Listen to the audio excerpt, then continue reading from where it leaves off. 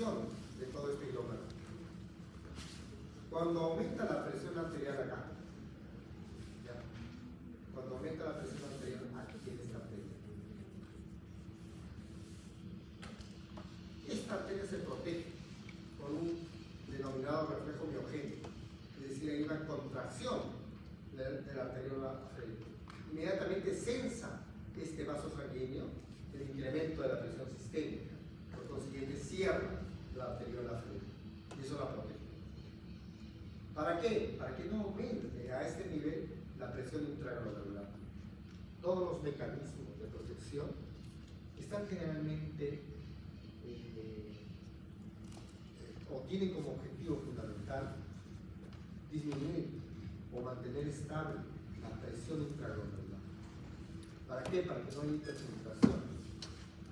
El otro fenómeno de protección es el feedback tubuloglomerular. Es decir, cuando incrementa la presión sistémica acá, aumenta el receptor, la tasa de filtración glomerular, aumenta el flujo sanguíneo renal. Y por consiguiente, al aumentar todos estos flujos, aumenta la filtración de una serie de sustancias, cloro, sodio, potasio, etc. Aumenta. A pesar de que se reabsorbe, siempre hay una tasa de cloro sodio que van circulando por todo el riñón, llega a la mácula densa el cloro y se liberan vasoconstrictores que van a disminuir a este nivel la presión intraglomerular. O sea, se activa acá y la mácula densa fabrica estos vasoconstrictores y cierra este vaso sanguíneo. Esos dos mecanismos protegen al riñón. Las funciones muy resumidas del riñón. Sabemos que el glómerulo es encargado de filtrar. En el túbulo proximal, simplemente para determinar dos funciones trascendentales, es que del 60 al 65% se reabsorbe el cloro, el sodio y el agua a este nivel. Túbulo proximal. Todo eso. ¿Ya? Y se reabsorbe también el 90% del bicarbonato, porque es una sustancia, un tampón intracelular que va a determinar, o intracelular y extracelular, que va a determinar la compensación de los fenómenos ácido-base. En el asa de Henle se reabsorbe el 25 a 35% del cloruro de sodio. ¿Okay? Y algunos fenómenos de contracorriente que se produce acá para mantener más o menos esta zona concentrada y jalar el agua a los túbulos renales. Este es el túbulo distal. En el túbulo distal se reabsorbe nada más, fíjense, el 5% del sodio y del cloro. ¿Okay? Pero aquí hay dos células fundamentales. Las células principales, ¿ya? Y estas, digamos, células interglobulares que van a encargarse de regular, o intercalares, perdón, de regular la secreción y absorción de sodio, de protones, ¿no? Un intercambio importante para algunas patologías tubulares. Y aquí en el túbulo colector se reabsorbe fundamentalmente el agua. El agua acá, los electrolitos acá. El agua acá cumple un rol fundamental. Obviamente que aquí se reabsorbe casi todo, agua y electrolitos. Pero aquí, todo el agua que se está filtrando, lo que quedó de esta reabsorción, se reabsorbe acá. Son grandes cantidades de agua que van a tener un rol fundamental en muchas patologías. El riñón es un órgano endógeno, ¿sí? ¿Por qué? Porque hemos dicho, porque fabrica calcitriol, una alfa-hidroxilasa, porque fabrica eritropoyetina del intersticio, ¿no? Que va a activar la médula ósea y la producción de hematías, porque fabrica en el intersticio también del aparato interglomerular renina y va a activar a la suprarrenal para la producción de la aldosterona, etc. ¿no? ¿Es un órgano endocrino? Sí, es un órgano. Muy bien, entonces después de esta introducción de lo que es la estructura del riñón, de cómo funciona el riñón, cómo evaluamos a ese riñón que se puede valorar, y tenemos que tener preciso nosotros en el software cuáles son los indicadores para poder evaluar un paciente con enfermedad renal. Veamos, la función renal. A lo largo de la historia, hasta este momento tenemos todos estos marcadores para evaluar la función renal. Estos son marcadores exógenos, es decir, que el organismo no lo produce. Les metemos una sustancia como la inulina y medimos, trazamos cómo esta inulina se elimina a lo largo de la orina, de la producción de orina. Es el gold estándar, el patrón de oro, es decir, es el mejor marcador que hasta ahora tenemos para poder evaluar la función renal. Pero no es práctico, es cara, se hace solo en un laboratorio de investigación y no se usa de forma rutinaria y corriente. El iotalamato es otro marcador isotópico, que son los nuevos que han aparecido, que ahora ya se está usando, se usa mucho en trabajos de investigación y se usa también cuando uno no está claro para determinar fundamentalmente algunas otras variables de la función renal, que más adelante vamos a ver, como es el flujo plasmático renal, y otros marcadores. El bioexol también es otro que está entrando en apogeo en todo el mundo. ¿Okay?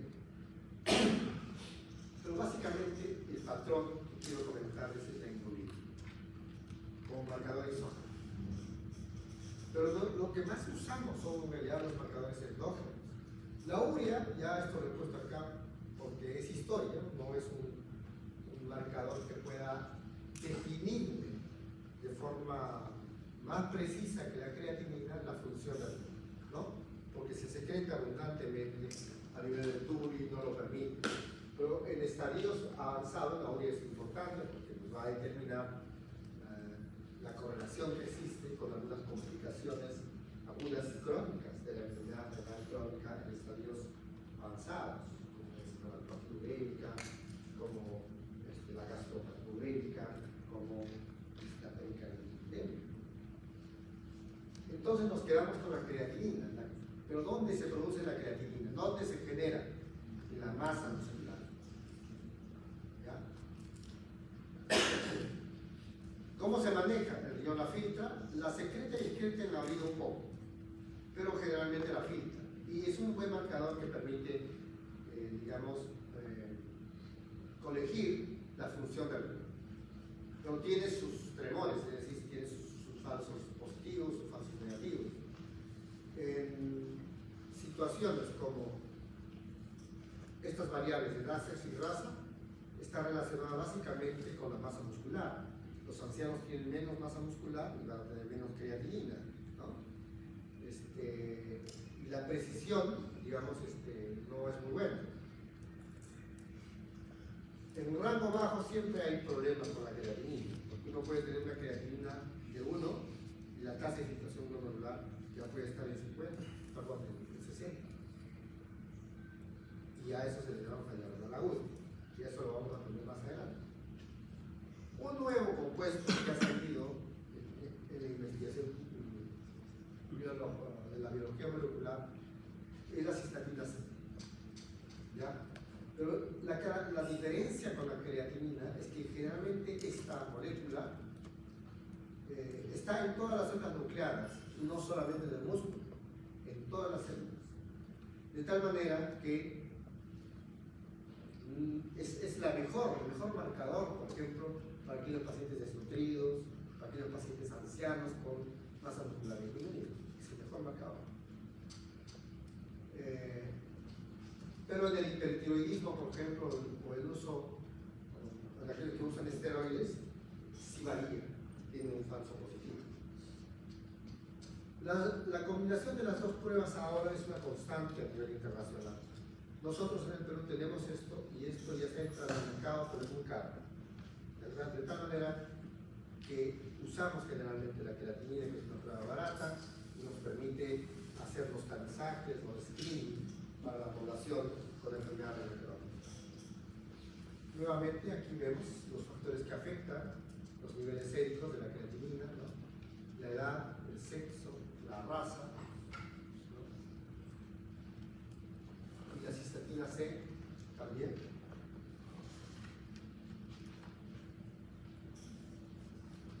En los pacientes o en las personas vegetarianas, por ejemplo, la creatinina está totalmente disminuida. Sin embargo, la cistatina C no tiene ningún efecto.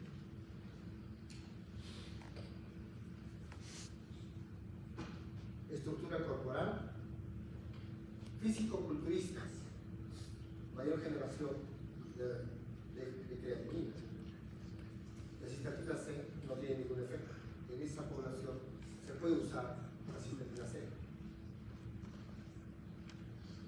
En la obesidad, en cambio, en la creatinina no hay problema, pero en la cistatina C sí, porque las células grasas, los adipocitos, son células nucleares y pueden aportar mayor concentración a esta molécula.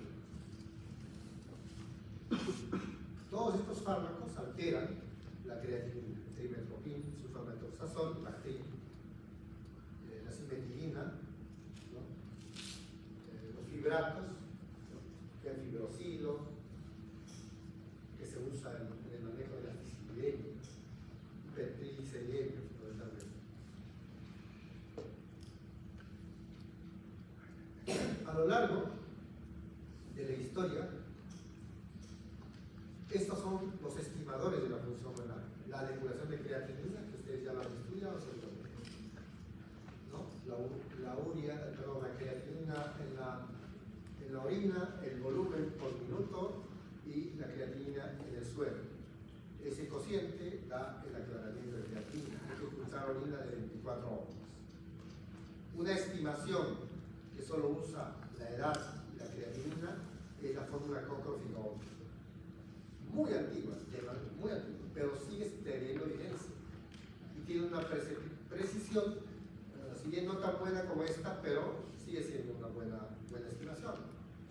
La fórmula de modificación de la dieta de enfermedades renales, que parte de un gran estudio multicéntrico a nivel de toda Europa y los Estados Unidos, es una estimación que sale de las curvas de regresión y es aplicable toda esta fórmula para poder estimar la tasa de infección glomerular. Otra forma de estimar es el CKD-EP, de toda esta fórmula con potencias negativas, etcétera, etcétera. Un poco difícil para poder que ustedes lo apliquen, ¿verdad? La tasa de infección glomerular estimada usando creatinina y cistatina, más complicado. Bueno, si uno ve esto así, obviamente ya se desanima a aprender la tecnología, pero felizmente ustedes que son tecnológicos, todo este tema de la inteligencia artificial y la estimación de variables que no viene de hace 2 años, viene desde el año 1980 para adelante, se ha traducido en esto. Entonces, este es un software que ustedes es gratuito, lo bajan en su celular, ¿de acuerdo? Lo bajan en su celular y simplemente lo que hacen es clic, hacen acá, un clic acá, anotan la creatinina sérica, la edad y listo, ya tienen la tasa de infección glomerular estimada. Se olvidaron de las fórmulas anteriores. ¿De acuerdo? Entonces, esa es la forma como ustedes van a estimar el primer indicador de alteración de la función renal, la función renal. ¿Cómo la estiman? La depuración de creatinina no, tiene muchos errores en la colección de la muestra. Esta es la que se usa actualmente, a partir de la creatinina. ¿Ya? A partir de la creatinina pueden hacer esta evaluación. Entonces ya tienen el primer indicador, evaluar la función renal de esta forma. Listo. Ahora vamos a evaluar qué pasa cuando el riñón se daña. Puede ser que el riñón conserve la función renal porque siempre hay una reserva funcional renal. O sea, la creatinina, la tasa de filtración glomerular es normal. Ya existe daño renal, ya hay enfermedad renal crónica, ya eso se le llama estructura renal, daño de la estructura renal. ¿Y en qué consiste el daño de la estructura renal? Pues muy variable. La presencia de microalbuminuria, proteinuria, el examen completo de orina, tienen que pedirlo, el AGA electrolitos, la ecografía renal, o si es necesario más adelante una biopsia renal. Para eso se estudia la estructura renal.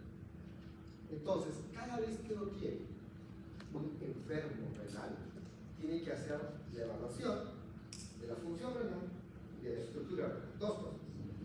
Ya saben evaluar la función renal. Ahora van a evaluar la estructura renal. ¿Cómo lo hacemos? Pidiéndole una albuminuria, muestra simple, o una proteinuria o albuminuria de 24 horas. Pidiéndole un examen completo de orina, ¿okay?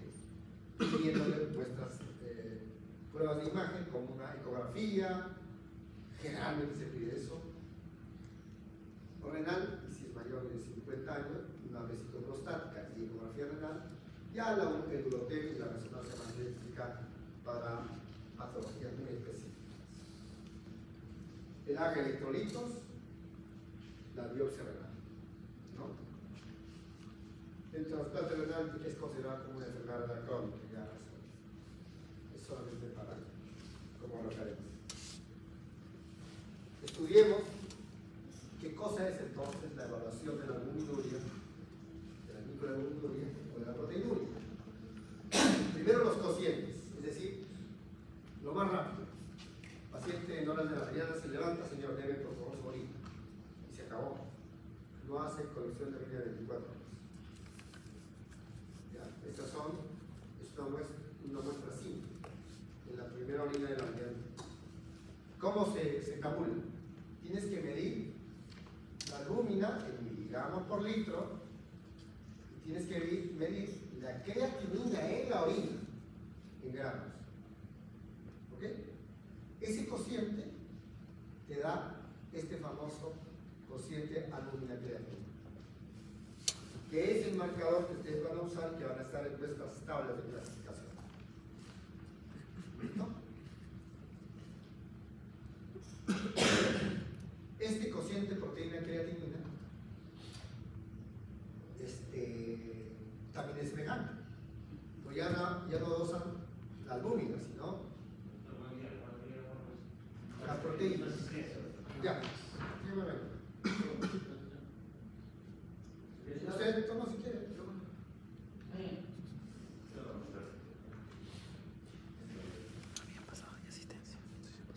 Entonces es semejante, solamente que la albúmina la reemplazan por la proteína. Así que la proteína en la orina y la creatinina en la orina. Y así sale el cociente proteína-creatinina. Ahora la pregunta fundamental que se hará es: ¿por qué la creatinina? La creatinina es un factor que corrige los disturbios que el ser humano tiene a lo largo del día con respecto a la excreción de microalbuminuria. Está modulada ¿por qué? Por el estado de hidratación. La microalbuminuria se toman ahora, ustedes, y va a salir por decirles el 10. 2 de la tarde subió, ¿por qué? Subió a 20. ¿Por qué? Porque se están deshidratando, ya no botan la misma cantidad de agua. Entonces, eso corrige la creatinina en la orina. Y así uno puede estimar el daño estructural. Y aquí está, esta es la tabla que la recomienda las últimas guías clínicas del 2024 de la enfermedad, del manejo de la enfermedad renal crónica, cuáles son los parámetros, los puntos críticos normales. Entonces, ustedes ya saben pedir la razón albúmina creatinina, ¿no? Lo hacíamos en el hospital, ahora no es reactivo, no se está haciendo, pero en el ROE y otros laboratorios, no todos lo hacen, ¿no? Solo los laboratorios de que uno confía en la calidad hacen este tipo de pruebas. Si la razón albúmina creatinina es menos de 30, es normal.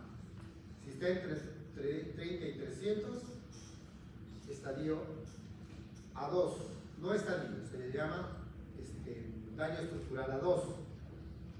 Si está más de 300, A3.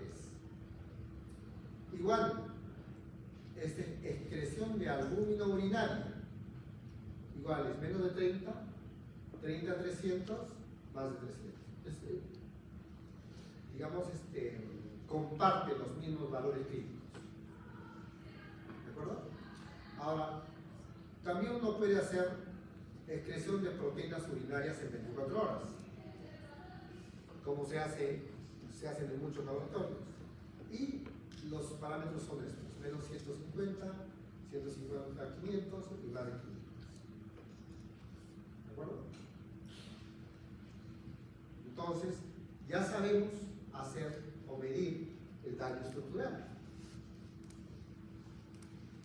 Hay diferentes tipos de proteinuria, obviamente, que no tabula esto, pero en líneas generales, las más frecuentes son las proteinuras globulares. Las proteinuras tubulares, por beta-globulina, cadenas ligeras de globulinas, son proteinurias muy específicas de patología fundamentalmente relacionada a cáncer, de mieloma múltiple, algunas alteraciones genéticas que tienen que ver con la liberación de cadenas ligeras, etcétera, etcétera,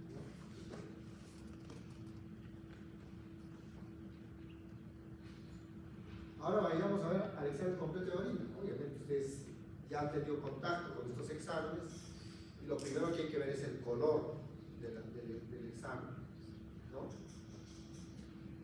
El color púrpura, el examen del tracto urinario, el color verde, ¿no? Cuando hay alimentación enteral, el color naranja cuando uno usa rifampicina en los pacientes que tienen tuberculosis, ¿no? Color marrón de la hematuria, hemoglobinuria, etc. Color negro igualmente en todas estas patologías que hay que investigar por qué razón. Características, estas características organoléctricas, no características físicas.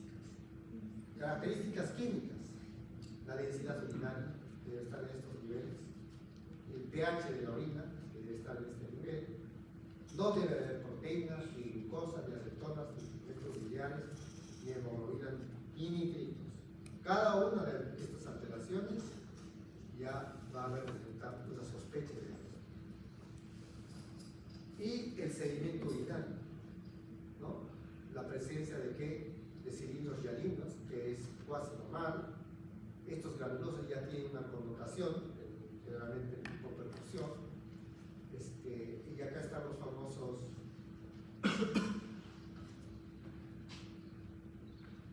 cilindro eritrocitario en las hematurias, ¿no?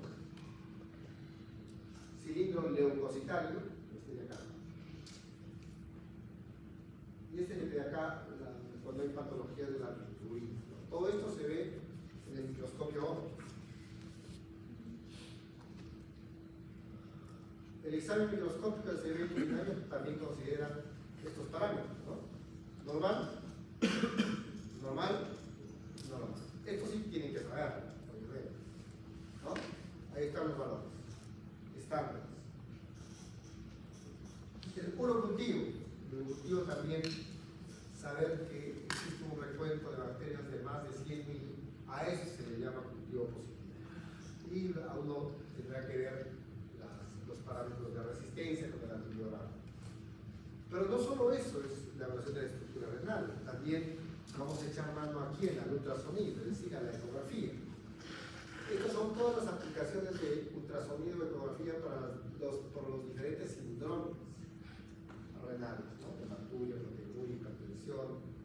cirugía renal aguda, etc.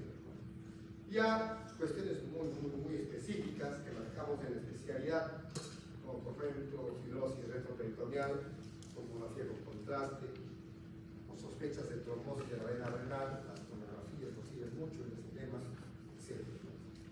Pero básicamente para darles a entender de que la ecografía renal es muy útil para nosotros en la estimación del daño estructural renal. Y eso creo que lo resume esta diapositiva. Normalmente el riñón mide de 9 a 12 centímetros. Si uno tiene un riñón más de 12 centímetros, ahí están las posibilidades. Si es irregular, tumores o quistes. Si no es irregular, hipertrofia compensatoria, trombosis y hidronefrosis. ¿Okay? Si es unilateral. Si es bilateral, hay unas posibilidades. Y si es pequeño, menos de 9 centímetros, bueno, la enfermedad renal crónica es una de las primeras, ¿no? Cuando es bilateral. La hipoplasia congénica, el tipo de radiación, etc. Pero una característica de un tamaño menos de 9 centímetros, es decir, este paciente ya tiene enfermedad renal crónica. Esa es la primera. Y esta es la biopsia renal, que es toda una técnica que la hacemos aquí frecuentemente para poder saber o estudiar fundamentalmente las glomerulopatías primarias, que vamos a hablar en alguna de las clases. Muy bien. Preguntas jóvenes.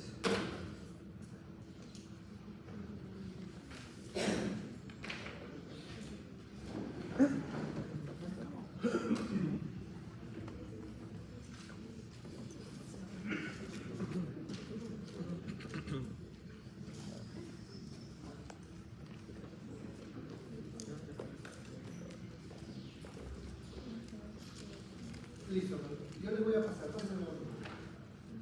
les voy a pasar el PDF y la lectura, ¿ya? La lectura no va a ser tan perdida diagnóstica, lo que yo quiero que sepan todos ustedes es cómo en nefrología estructuramos los síndromes renales, ¿ya? Entonces es una lectura de síndromes nefrológicos. Está en español, lo he escogido en español y no va a haber ningún problema, ¿de acuerdo?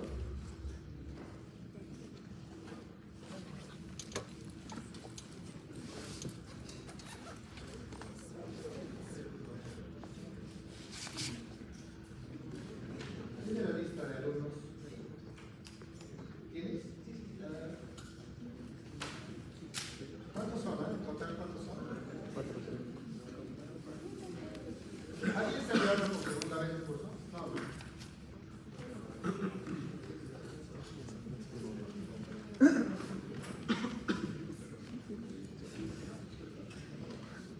Mi grupo, por favor, ¿quiénes son los de mi grupo?